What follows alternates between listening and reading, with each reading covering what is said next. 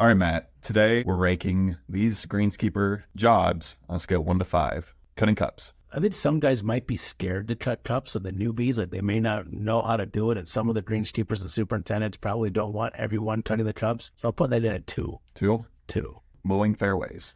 See, I think that's where they put the old guys when they retire. They kind of put the helmets on and they just let them go. But I like the striping. The striping is kind of cool, but can do it, 4. 4. It's a good, yeah. Raking bunkers. Raking bunkers is probably more tedious with some of these courses that have hundreds of bunkers, and it is difficult. But you're going to throw something harder at me, I'm sure. So number 3, it can be done. Repairing ball marks. See, and then repairing ball marks isn't too hard. It's pretty easy. It can give some golfers 2 weeks of the shits.